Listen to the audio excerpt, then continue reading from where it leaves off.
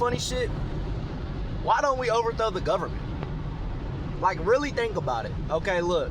So, for instance, I make $19 an hour, right? I make roughly $800 a paycheck. By the time my actual paycheck hits, I make around $600. They take around 25%, give or take, of your paycheck. What do they give you from it? I mean, look at the fucking roads. Like, listen to this shit. You hear that? You hear that fucking bumping and shit? That's not my car. You hear that? That's not my car. That's the road. Okay, they don't give us free healthcare. They don't pay for your education whatsoever. Right? They don't pay for college. They make kids who are in elementary school pay for their lunches. Do you hear this? This is the roads. What do they do for us? The school system is a joke. For instance, the state I live in, Kentucky, we're 42nd in education. So the roads are shitty. The healthcare is terrible. I mean, the education's are. Why do we pay taxes? We pay taxes so the government can fund all of this. Where does our money go? Realistically, where does it go? Also, on top of that, these corporations can make hundreds of millions of dollars off your labor and pay you change, pocket change, and the government's okay with it.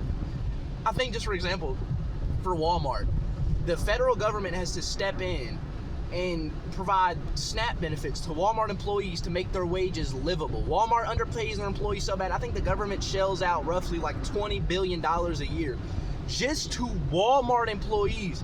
I think, just for reference, Walmart last year made $600 billion. That's billion with a B. With a B. 600 billion. But we see none of this money. And people are going to try to fool you to make you think it's a right or a left thing, when realistically, it's a poor versus rich thing. They exploit the hell out of you, give you nothing in return, profit off your sickness, profit off your misfortune. If you go get sick, guess what? You're making the government richer. That doctor that has to treat you, he's getting taxed in his paycheck.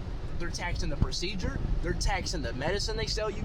The government gets more money off your misfortune. And realistically, when you add it all up, taxes, you add up food, gas, healthcare, auto insurance, your tags, you're paying more than 25% in taxes.